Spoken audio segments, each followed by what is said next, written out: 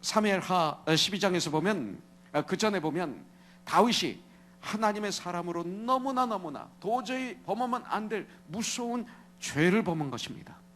자기의 부하, 자기의 신복인 우리아 장군의 아내 그 밧세바를 범합니다. 그래서 간음을 했다고 얘기할 수 있겠죠.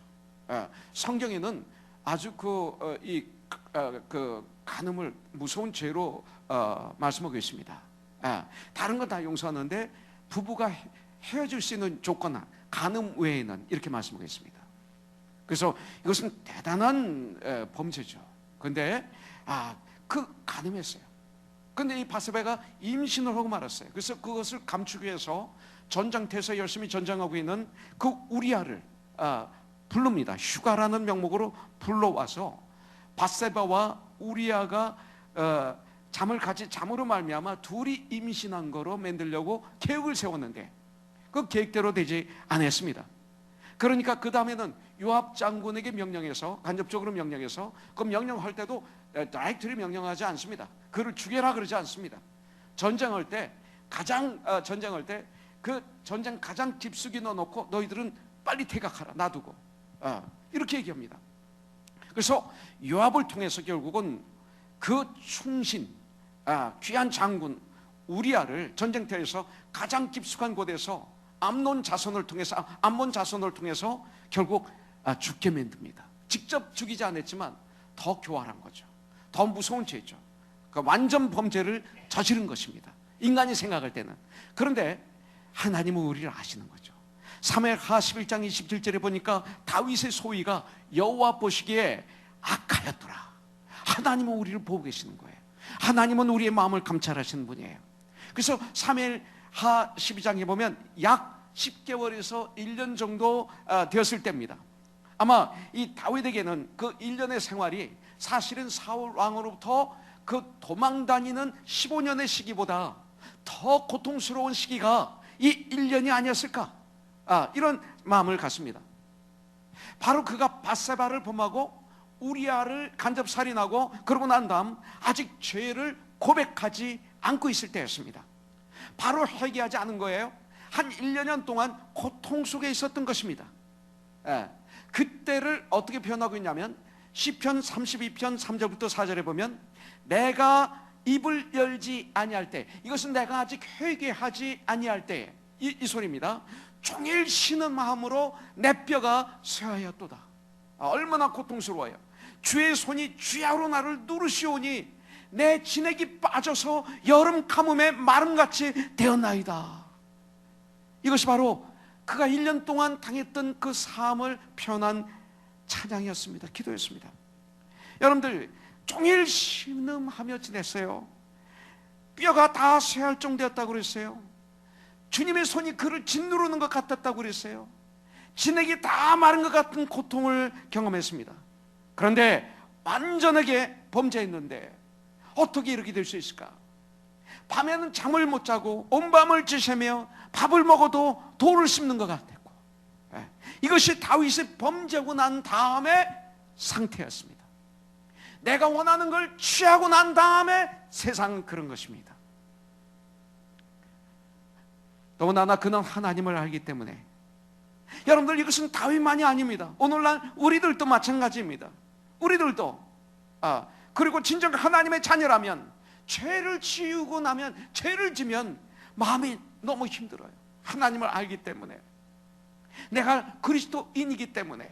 마음만 그런 것이 아니고 나중에 몸도 영향을 받아서 나중엔 그것이 병이 되기도 합니다. 그런데 다윗은 이 죄의 문제를 잘 해결해야 하나님과의 관계가 회복이 되어서 승리한 하나님의 사람이 된 것입니다. 비록 이런 무서운, 도저히 상상할 수 없는 죄, 아무리 큰 죄라도 죄를 지은 사람이었지만 또 그 죄 때문에 많은 괴로움을 겪기도 했지만 결국 그는 죄에서 해방됩니다. 그래서 시편 32편 1절 2절에 보면 이렇게 말하고 있어요. 허물의 사함을 받고, 죄에서 사함을 받고 자신의 죄가 가려진 자는 복이 있도다. 참 복이 있는 사람. 시편 1편에 복이 있는 사람은 바로 이것입니다. 허물의 사함을 받고 자신의 죄가 가려진 자는 복이 있도다. 마음이 간사함이 없고 여호와께 정죄를 당하지 아니하는 자는 복이 있도다. 이렇게 찬양하고 있습니다. 사랑하는 우리 형제자매님들, 우리들 다 이 복을 누릴 수 있습니다. 아니, 성경은 우리를 그런 복 있는 자라고 말씀하고 있습니다. 우리도 연약한 인간입니다. 절대로 완벽할 수 없습니다. 우리는 용서받은 죄인일 뿐입니다.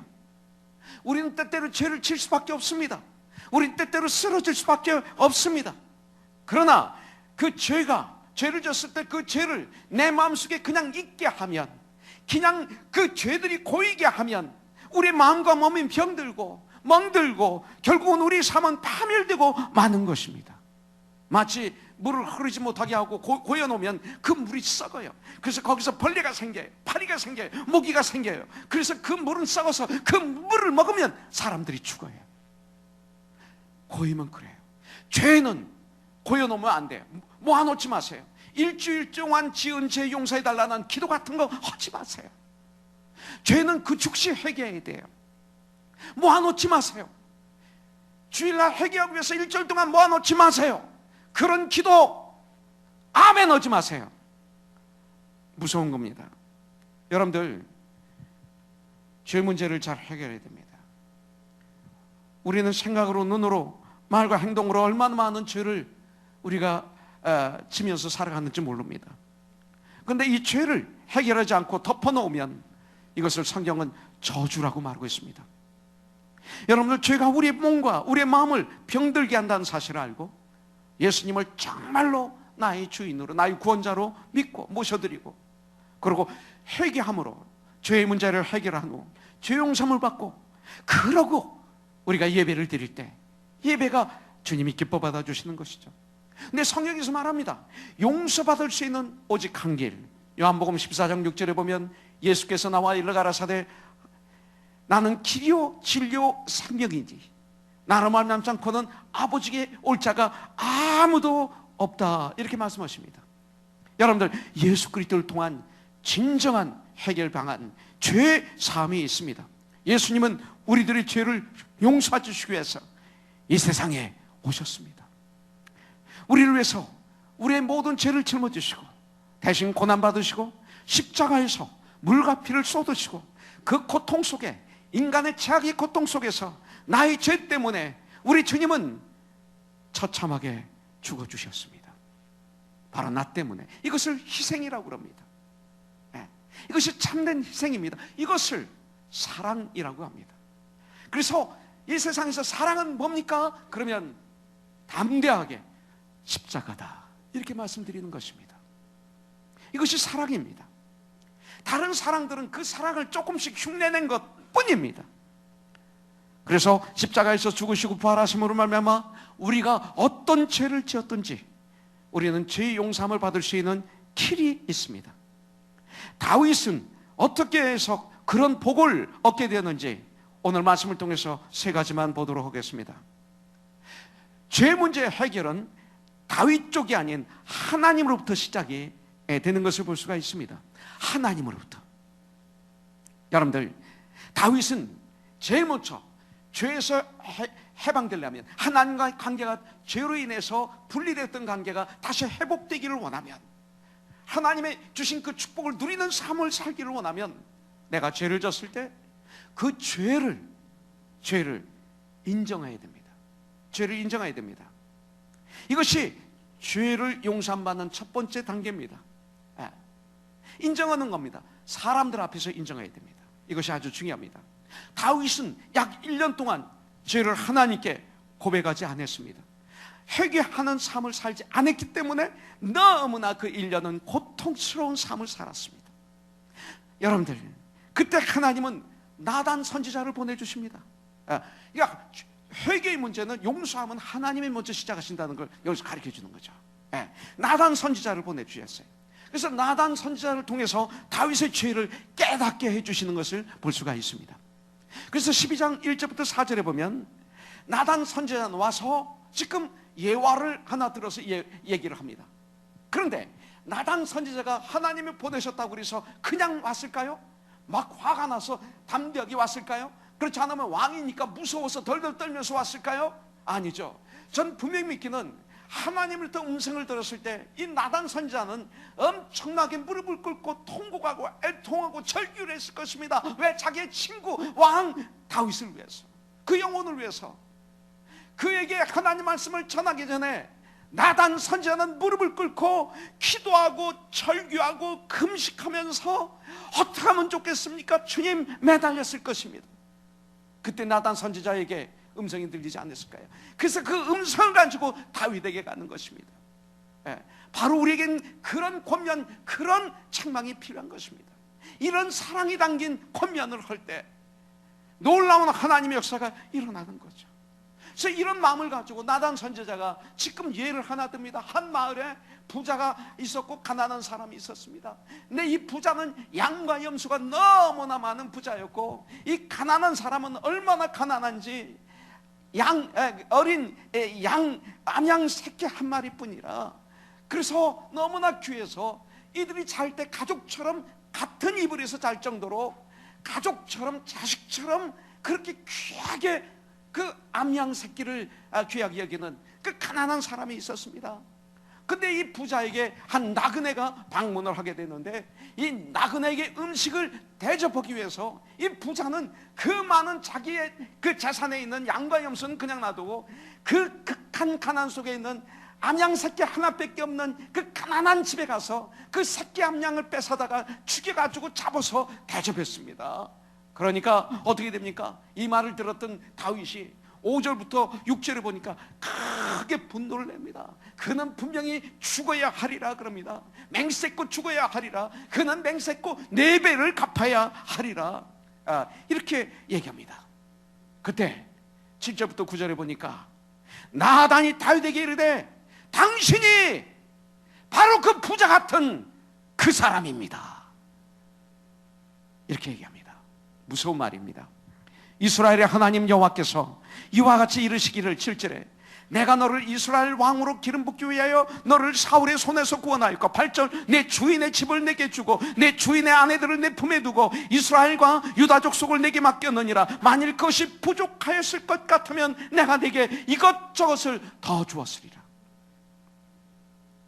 여러분들, 만일 부족하여 나에게 더 달라고 내가 간청만 했다면 내가 이것저것 더 주었을 터인데 무엇이 부족하여 너는 우리아를 죽이고 그의 아내를 취하였느냐.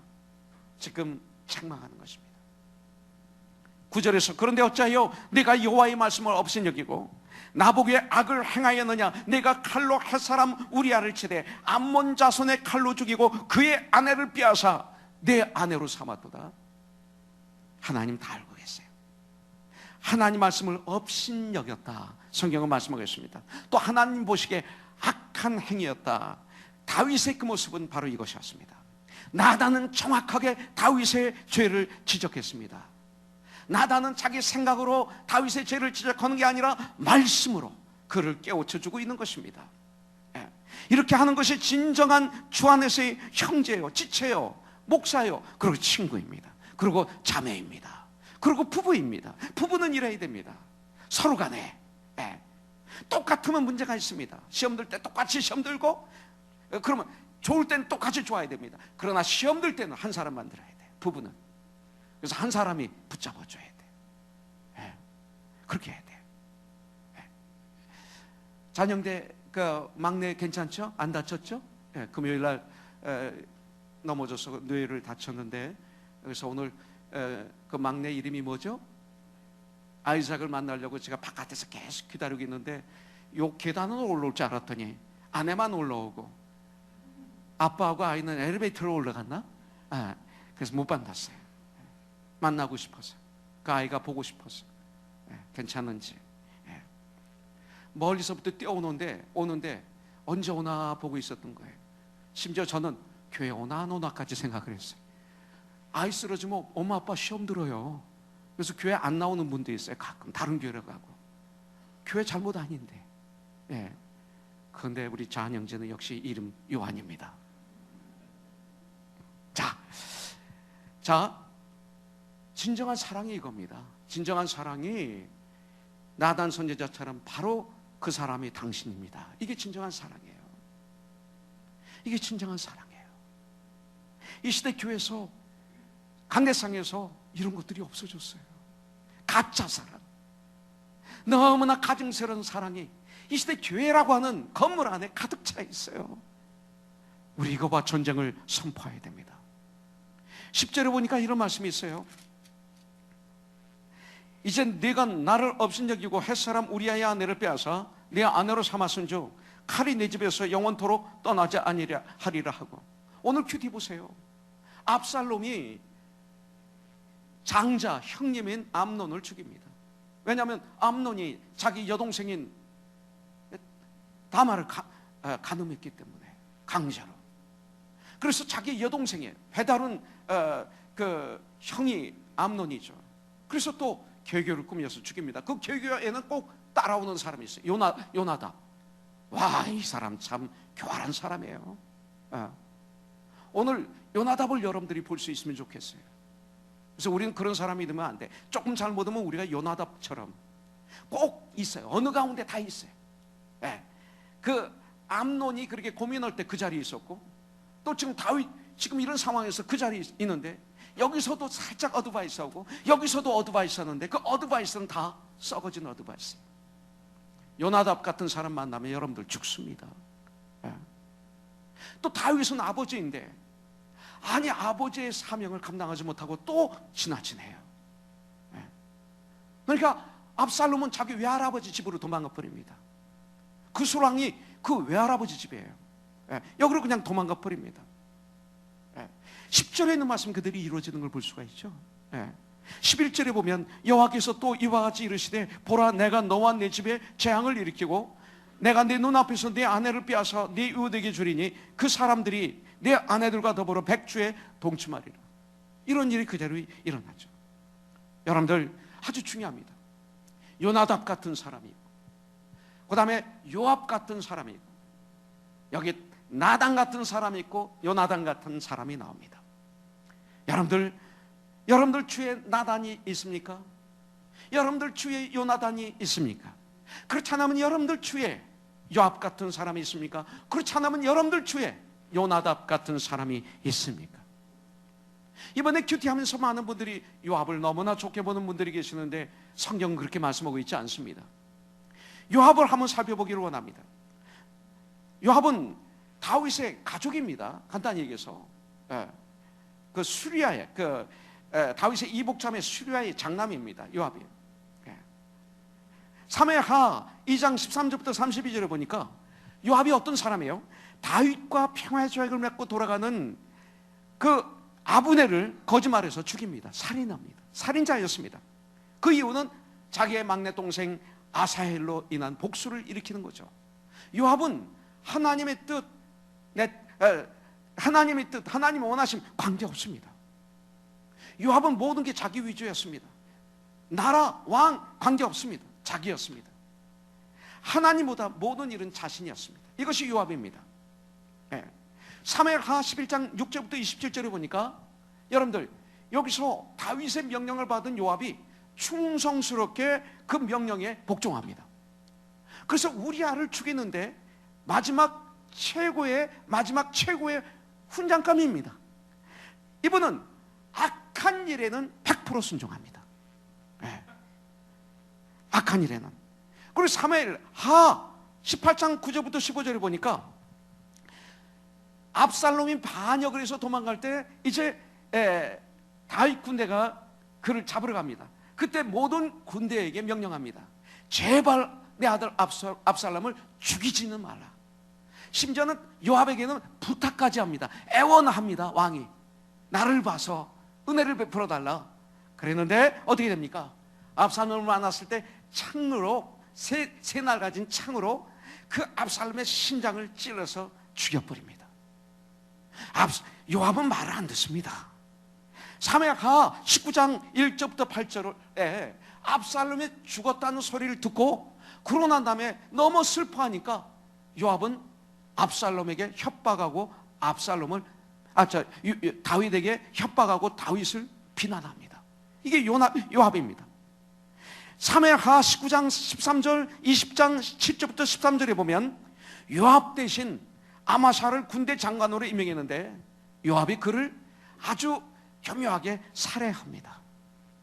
여러분들 사무엘하 24장 1절부터 9절에 보니까 다윗이 명령한 인구조사를 싫어해가지고 인구조사의 명령을 받아서 인구조사하다가 마지막에 슬쩍 안 해버립니다. 엄청나게 노력한 게 아무것도 아닌 거로 바뀌어버렸습니다. 예. 마지막에 안 합니다. 이게 요압입니다. 예. 열왕기상 1장 7절 38절부터 49절에 보니까 솔로몬과 후계를 다퉜던 아도니아의 반역에 요압이 동참을 합니다. 예. 그래서 결국은 다윗이 죽을 때 유언을 하죠. 요압은 악인이다. 편안하게 죽게 하지 말라. 너는 똑똑하고 지혜로우니까 내 말이 무슨 말인지 알 것이다. 이렇게 유언을 합니다. 다윗의 유언입니다. 그 유언을 받은 솔로몬이 결국은 그 모든 제목으로 인해서 요압을 잡으려고 그러니까 도망가서 제단에 뿔을 붙잡고 있습니다. 그래서 그는 제단 곁에서 처참하게 죽임을 당하는 것이 요압의 마지막입니다. 왜 그랬을까요? 요압에게는 회개라는 단어가 없어요. 요압에게는 회개라는 단어가 없어요. 이것이 요압의 특징이었습니다. 그렇지만 요압은 다윗의 총사령관이었습니다. 그렇지만 쓰임받고 버림받은 거죠. 저도 그렇게 될 수가 있어요. 목사로서 하나님부터 쓰임받고 저도 버림받을 수가 있는 거죠. 이것을 한번 생각해 봤습니다. 나단을 한번 보시기 바라겠습니다. 나단의 이름의 뜻은, 양심 집사님 어디 계세요? 양심 집사님? 어디 계시죠? 저기 나단이 양심이라는 뜻이야. 안 잊어버릴 것 같아. 나단. 예? 나단이 양심이에요. 양심. 이 나단이라는 뜻은 주는 자, 이런, 참 주는 자다. 예. 그래서 나단의 삶은 모든 걸 주고 끝나요. 그래서 승리라고 그래요. 다 주고 끝나는 걸 승리라고 해요. 성경은. 예. 아주 충성된 조언자입니다. 항상 여러분들 훌륭한 사람의, 정말 충성된 하나님의 사람의 주변에는 그를 돕는 동역자, 훌륭한 인재가 있어요. 거기에는 물론 주의 요압과 같은 사람도 있습니다. 항상. 바울에게도 마찬가지입니다. 그런 후메네오와 알렉산더 같은 사람도 있을 수 있죠. 그러나 바울에게는 브리스길라와 아굴라는 위대한 동역자, 페베라는 위대한 동역자, 루디아라는, 또 성경에 보면 신라, 누가 디모데 같은 멋있는 동역자가 바울에게 있죠. 여러분들. 다윗에게 있어서 가장 큰 축복 중에 하나가 뭘까요? 나단이었어요. 나단이었어요. 나단 선지자는 다윗에게 하나님의 뜻을 증거함으로 다윗 왕이 바른 길을 가도록 인도한 좋은 친구였습니다. 여러분들. 나단 선지자는 다윗이 하나님의 종으로서 하나님을 섬기고 이스라엘 백성들을 잘 섬길 수 있도록 가르치고 훈계했던 선지자였습니다. 나단 선지자는 다윗의 죄를 지적했습니다. 그래서 제가 오늘 일부 예배 때 좀 지적을 했지. 시온자매를 지적했어요. 그때 일부 예배 끝나고 죄인처럼 저하고, 목사님 방에 오늘 가려고 그랬는데 괜찮아. 내가 속으로 넌 다윗이야, 난 오늘은 나단이야 그랬어요. 왜냐하면 일부 예배 때 시온자매가 기도 잘하고 믿음 좋거든요. 예배 시작해서 찬양을 하는데 계속 얘기하는 거예요. 저크라이룸에서 이것 때문에 내 찬양을 잃어버릴 뻔했어요. 그래서 이걸 보고 있다가 그래도 저렇게 열심히 하는데 찬양팀이고 그렇게 열심히 기도도 하고 정말 삶도 크리스찬의 삶을 살고 예수 믿은 지 몇 년 안 돼가지고 저렇게 배려된 사람도 없는데 이렇게 왔는데 그게 안 되는 거예요. 그래서 딱 내가 얘기를 했는데 그때 시연자면 없어요. CPT 올라간 거예요. 또 이제 나중에 제 방에 온다는 얘기 들어보니까 누구한테 들었던 것 같아. 그렇지? 누구한테 들었어요? 거기에 끄떡끄떡하네. 힘든 거예요. 지적은 쉽지 않아요. 근데 우리 시험자매는 내가 지적할 수 있는 이유가 지적해도 시험 들지 않고 이기고 더 성장할 수 있는 사람으로 믿기 때문에 하는 거예요. 나단 선지자가 아무에게 하는 거 아니에요. 다윗에게 이것을 할 수 있었던 것은 다윗은 충성된 하나님의 사람인 것을 믿기 때문에, 알기 때문에 하는 거죠. 여러분들, 그래서 제가 여러분들 가끔 책망하면 절대 시험 들면 바보예요. 책망한다는 것은 이 목사가 나를 사랑하는구나, 관심이 있구나. 아니, 저분은 안 돼 하면 관심이 없어. 그런 분은 아무리 잘못해도 말 안 해. 왜? 나하고 관심이 없는데. 이분이 저주죠. 이게 불행이죠. 그죠? 다윗은 나단은 다윗의 왕을 죄를 지적했습니다. 나단은 다윗 왕 곁에서 다윗이 되게 한 사람이었습니다. 여러분들, 하나님은 나단 선지자를 사용하셔 때로는 비판하고, 때로는 책망하시고, 때로는 바로잡아 주시고, 때로는 위로해 주시고, 때로는 칭찬하시고, 때로는 용기를 북돋아 주는, 그래서 위대한 이스라엘의 왕으로 하나님께서 세우시는 데 쓰임받은 종이었습니다. 우리 영준 형제가 여기까지 오는데 과연 영주 형제 옆에는 누가 있었을까요? 그 목장에 들어가 보니까 거기에 많이 있더라고요. 오늘은 태진 형제가 영어로 큐티를 올렸더라고요. 거기 지웅 형제도 있고, 그 주에 보면 목자님도 있고, 마리꼬도 있고, 태진 형제 부부도 있고, 태규 형제도 큐티를 올려야 될 것 같아요. 태규 이름이 나오네. 저기 비디오실에 한번 올려야 될 것 같은데 있고. 누가 영준 형제의 나단일까요? 누가 요압일까요? 여러분들, 다윗에게는 나단이 있었습니다. 자, 나단 선지자의 그 죄의 지적에 대한 다윗의 반응입니다. 여러분들, 바로 나단에게 고백합니다. 13절에 보니까 내가 여호와께 죄를 범하였노라, 지금 나단에게 시인하는 것입니다. 자기의 범죄를 솔직하게 나단에게 인정하는 것입니다. 이것이 아주 중요합니다. 이것이 그가 하나님께 죄 용서함을 받는 첫 번째 단계였습니다. 그 전까지 마음에 꺼림칙했지만 그 누구 앞에서도, 하나님 앞에서도 죄를 고백하지 못했었습니다. 그러나 나단 선지자 앞에서 드디어 자기의 죄를 인정합니다. 시인합니다. 이거 쉬운 일이 아닙니다. 여러분들, 많은 사람들이 죄를 짓고 그것을 인정하려 들지 않습니다. 자꾸 변명을 하고 책임을 전가합니다. 그래서 아담이 에덴 동산에서 쫓겨났잖아요. 왜 선악과를 따먹었느냐?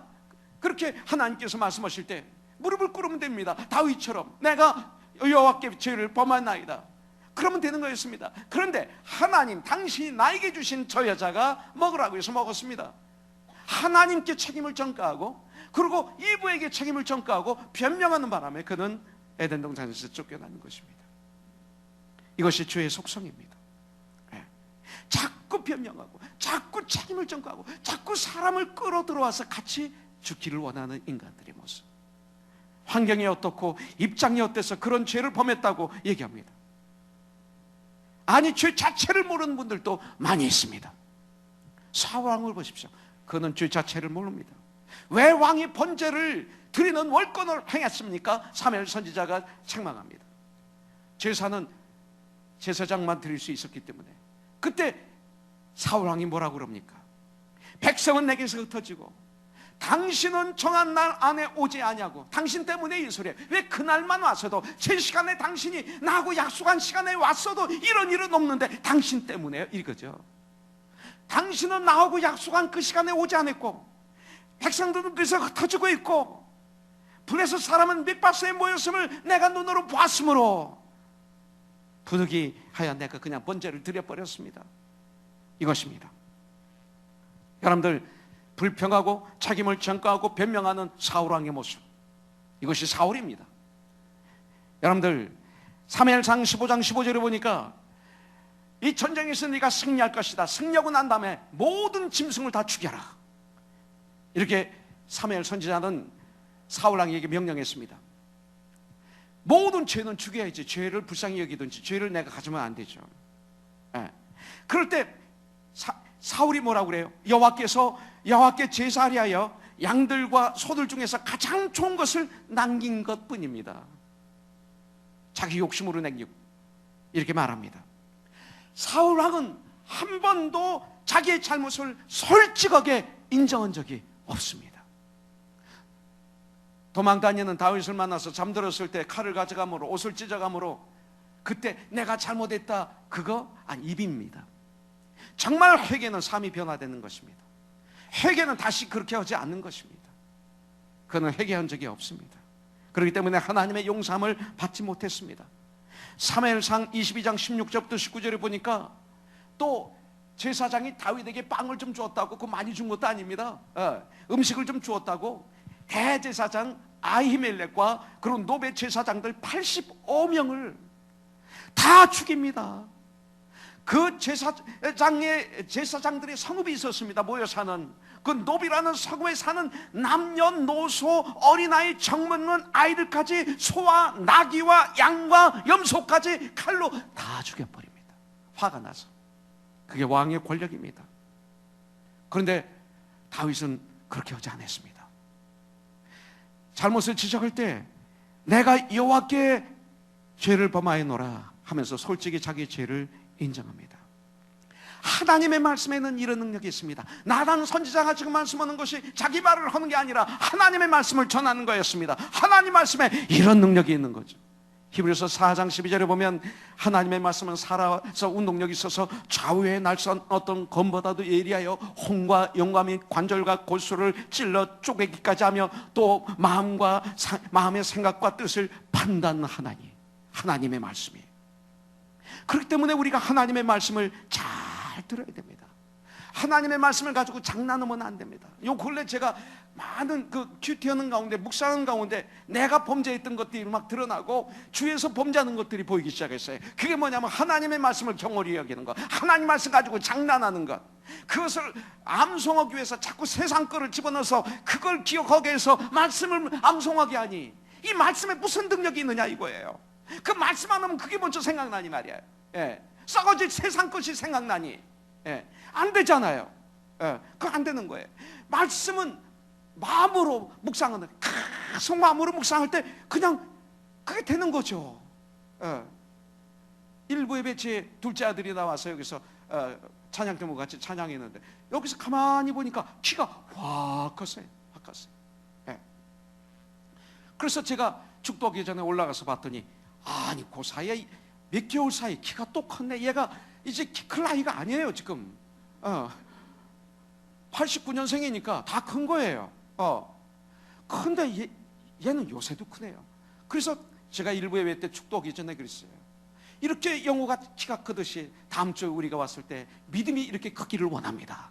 이렇게 얘기를 했죠. 근데 영호라는 이름을 제가 어떻게 처음부터 알겠어요? 사랑하니까 알게 되지. 영호야, 영호야. 그래서 제 아내가 그래요. 영호 생일이 언제죠? 그러면 6월 20 하면 7일. 빨리 해. 자꾸 잊어버리는 거예요, 영호 생일을. 내 생일이 언제죠? 처음에 결혼해서 8월 20 했다가 며칠 혼났지 내가. 이게 기억이 안 나는 거예요. 가만 생각하면 그게 결론이에요. 내가 그만큼 제 아내를 사랑하지 않은 것 뿐이에요. 그걸 암송하려고 8월 25일, 8월 25일, 8월 25일 해봐야 소용없어요. 8월 25일을 암송하려면 8.15 광복절 거기다 플러스 10 이런 형식으로 암송해봐야 그 문제 있는 거예요. 하나님 말씀은 그렇게 하는 거 아니에요. 하나님 말씀은 무릎을 꿇고 그렇군요, 그렇군요, 그렇군요, 그렇군요 하는 가운데 내 마음에 충만해져서 툭 나오는 게 하나님 말씀이에요. 그렇게 우리가 말씀을 읽고 묵상하고 그리고 말씀 앞에 무릎을 꿇어야지. 말씀 앞에서는 장난하면 절대 안 되는구나. 장난했다가는 말씀을 가지고 놀아요. 아무리 큐티 해봐야 소용없어. 똑같아. 큐티 내용이 매일 적용도 똑같아. 그게 무슨 큐티예요? 그건 큐티 아니거든요.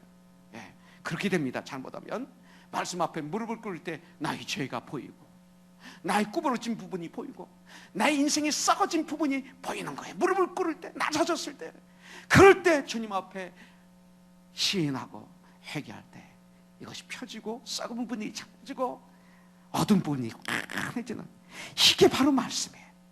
나단 선지자는 담대하게 구체적으로 하나님 말씀을 전해주었어요. 나는 나를 돌아보는 시간을 가졌습니다. 이 나단 선지자와 같은 그런 목사, 그런 우리 교회 성도들, 왜? 성경에서는 우리를 다 왕같은 제사장이라고 그랬어요. 다 우리를 너희는 가서 모든 족속으로 제자를 삼아 그러셨어요. 목사만이 아니에요. 너희는, 구원받은 너희는 다 가서, 가정에 가서, 직장에 가서, 사업에 가서, 사회에 가서, 식당에 가서, 선교제에 가서, 먼 데 가서, 가까이 가서, 교회에서 모든 족속으로 제자를 삼아 아버지와 아들과 성령의 이름으로 침례를 지고 내가 너에게 분만 모든 것을 가르쳐 지키게 하라. 볼지어다 내가 세상 끝날까지 너와 함께 하리라. 이것이 성령이기 때문에 그렇습니다. 이 나단 선지자 같은, 여러분들, 어떤 사람이 이렇게 말을 했어요. 다윗이 가장 용감했을 때가 골리앗을 죽였을 때가 아니다. 다윗이 가장 용감했을 때가 돌 몇 개 가지고 물맷돌 가지고 그 골리앗을 죽였을 때가 아니라 나단 선지자가 앞에서 나단 선지자의 죄의 지적에 내가 여호와 앞에 죄를 범하였다라고 무릎을 꿇고 시인할 때였다. 이렇게 얘기하는 분이 있습니다. 죄를 인정하는 사람은 용감한 사람입니다. 여러분들, 사울왕 옆에는 사무엘 선지자가 있었지만 사무엘이 죄를 지적할 때 인정하지 않고 변명하고 책임을 전가하고 그랬던 것을 볼 수가 있습니다. 죄를 인정하는 것은 축복입니다.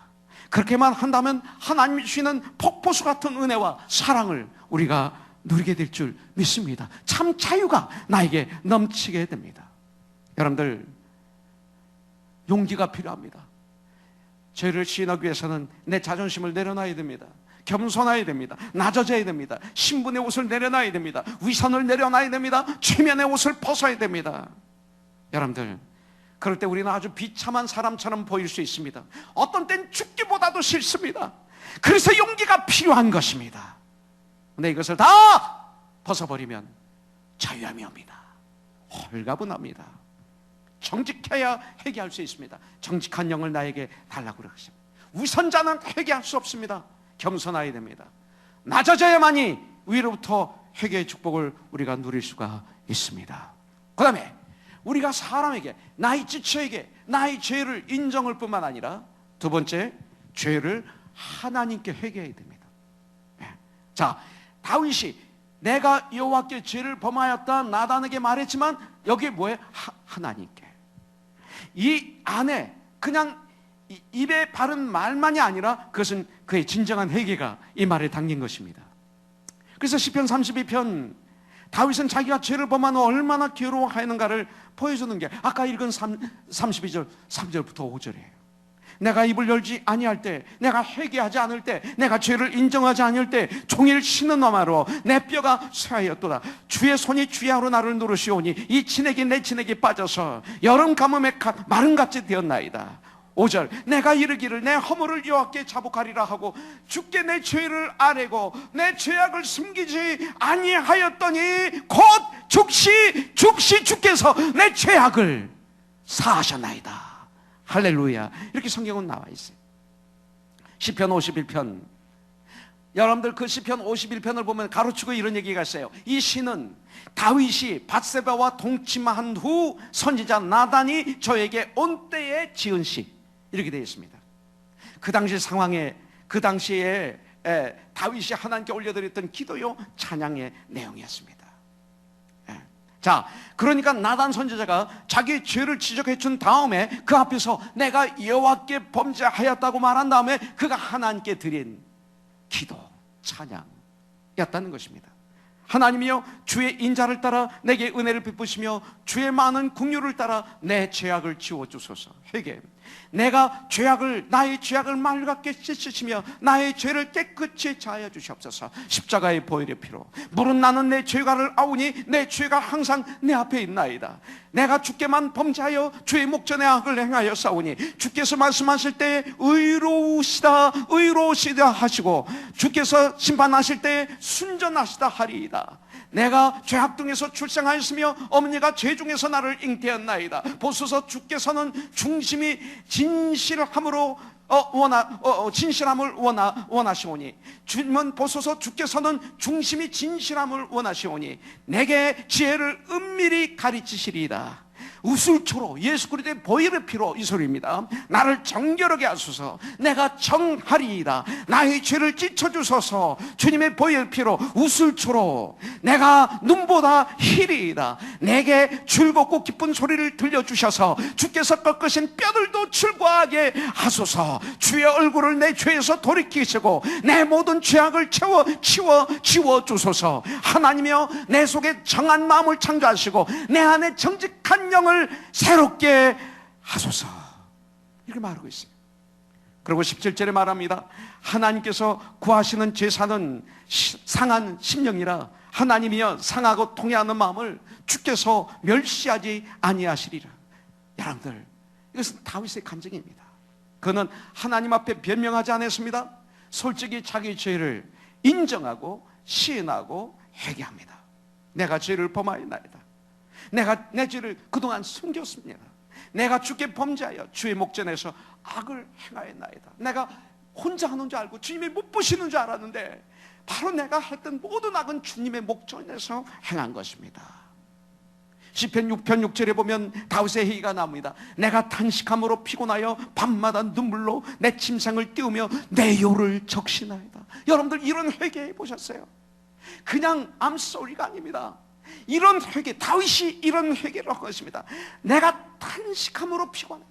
하나님 앞에 죄 때문에 탄식함으로 피곤해요. 여러분들, 여러 가지 피곤이 있어요. 돈 버느라고 피곤하고, 남 욕하느라고 피곤하고, 가시 버느라고 피곤하고, 드라마 보느라고 피곤하고. 그런데 주님 앞에 탄식함으로 피곤해 본 적이 있습니까? 이거 다윗은 있었습니다. 밤마다 눈물로 내 침상을 띄우며 내 요를 적시나이다. 여러분들, 그는 그의 잘못으로부터 완전히 돌아섰습니다. 다시는 그 같은 죄를 또다시 짓지 않으려고 하나님을 의지하는 결단을 봅니다. 내 속에 정한 마음을 창조하시고 내 안에 정직한 영을 새롭게 하소서. 그래서 다시는 그런 길을 걸어가지 않게 하여 주시옵소서. 회개는 지금의 죄로부터 완전히 돌아서는 걸 말합니다. 내 힘으로 안 된다 하더라도 하나님을 의지하면서 예수의 이름으로 어떻게 해서든지 지금 이 죄에서 돌아서라는 이 영적인 전쟁을 선포하고, 그리고 주의 이름을 부르짖으면서 앞으로 한 걸음을 행동을 옮길 때 성령님은 역사하시기 시작합니다. 그리고 도와주십니다. 그리고 그것을 진정한 회개라고 성경은 말하고 있습니다. 죄에서 떠날 수 있는 힘을 주십니다. 이 사건 후 다윗을 보십시오. 다윗이 이제는 늙어서 너무 추웁니다. 아무리 방에 불을 많이 떼도 너무 추워서 덜덜 떠시니까 신하들이 스냅 여인을, 아주 이쁜 처녀 스냅 여인을 들여보내줍니다. 그러나 성경에 보니까 같이 잠을 자지 않았다,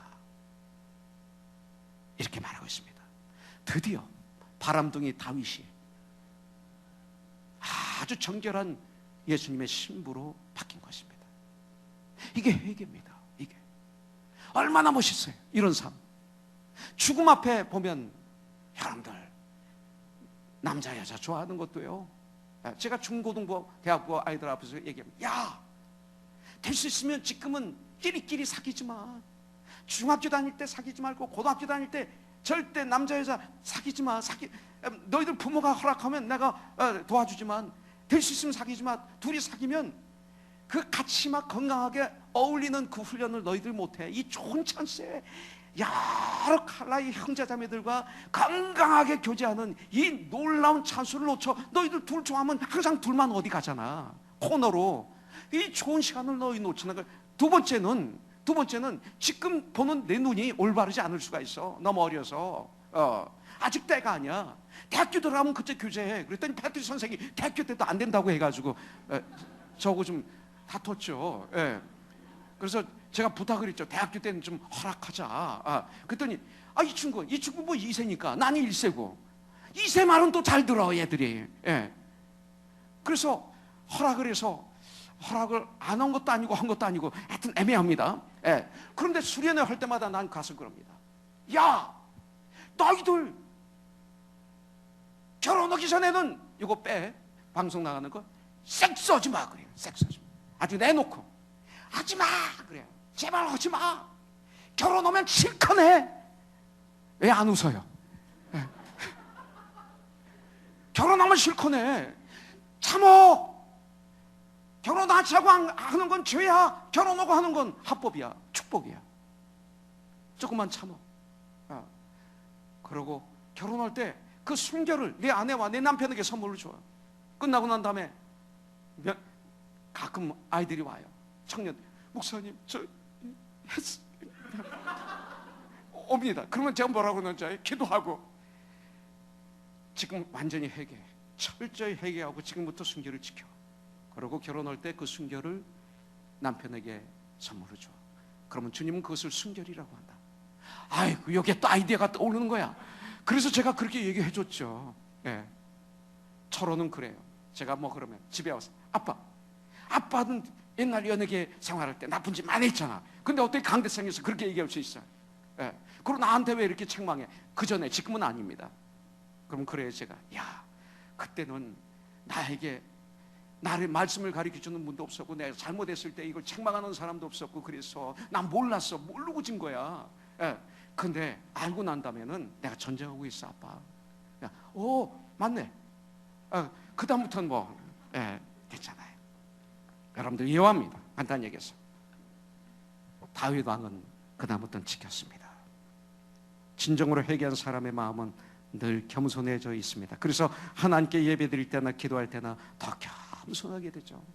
다윗이 그 다음에 오늘 큐티에서도 실수하지만 점점점 하나님의 사람으로 무르익어가는 다윗을 보게 됩니다. 저와 여러분들도 마찬가지예요. 성경에서는 우리에게 완벽하다고 그러지 않았어요. 저와 여러분들이 그리스도의 몸으로 지금 성장하고 있는 중이에요. 성장할 때 성장통이 있는 거예요. 그리스도의 집으로 지어지고 있는 거예요. 그리스도의 집으로 지어지는 모습을 보면, 여러분들 집이 건축되는 걸 보면, 제가 그걸 보면 생명이 있더라고요. 거기는 막 지금 공사 중에서 그 앞을 지나갈 때 좀 거치장스럽고, 그리고 안에 막 공사 중이라 못도 있고 막 그렇지만 막 둥둥둥하고 짓는 모습을 보면 생명이 있어요. 지미서간 목사가 그 여자 문제로 그 사역을 그만뒀을 때 매튼루즈에 그 본부에 가봤어요. 그 엄청난 빌딩들이 폐허가 돼서 보니까 그 아스팔트에서는 그냥 잡초가 막 펑펑 나가지고 아스팔트가 다 이렇게 올라와 있고, 짙은 건물들 그냥 놔두니까 흉가가 되더라고요. 죽어 있더라고요. 내 짓는 집은요, 못에 찔릴 수도 있고 다칠 수도 있고, 그리고 거기서 일하는 인부들은 머리에 헬멧을 쓰고 있어요. 위에서 떨어지는 걸 막기 위해서. 그래서 우리는 구원의 투구를 쓰고 우리가 지금 그리스도의 집을 지어가고 있는 거예요. 짓는 과정 속에서 우리는 겸손이 필요합니다. 어떤 사람이 말하기를, 한 번도 죄를 범한 일이 없는 사람은 교만해지기가 쉽지만 죄를 범했다가 참 회개를 한 사람은 진정으로 겸손하게 된다고 그랬어요. 왜? 한 번도 회개해보지 못한 분은 세상 사람들이니까. 진정한 겸손은 진정한 회개를 통해서 오게 되어 있습니다. 여러분들, 이사야서 1장 18절에 보면 여호와께서 말씀하시되, 오라 우리가 서로 변론하자. 너희 죄가 주홍빛 같을지라도 눈과 같이 희어질 것이요 진홍빛 같을지라도 양털같이 희게 되리라. 너희 죄가 아무리 커도. 잠언서 28장 13절에 보면 자기의 죄를 숨기는 자는 형통하지 못하나 자기 죄를 자복하고 버리는 자는 불쌍히 여김을 받으리라. 요한일서 1장 9절에 말합니다. 만일 우리가 우리의 죄를 자백하면 예수 그리스도는 미쁘시고 의로우사 우리 죄를 사하시며 우리를 모든 불의에서 깨끗하게 하실 것이요. 성경은 이렇게 말씀하고 있습니다. 이런 진정한 회개를 통해서 진정한 죄 용서함의 축복을 누리고 기쁨의, 그래서 기쁨의 예배를 우리가 드려야 돼요. 여러분들, 우리 예배에서 가장 부족한 것이 다름 아니라 바로 이런 우리의 마음입니다. 우리 마음이 다윗과 같이 겸손해지고 감사로 넘친다면 우리 예배는 달라질 것입니다. 자, 마무리하겠습니다. 자, 마지막 하나. 죄에 대한 자기의 책임을 피하지 않았습니다.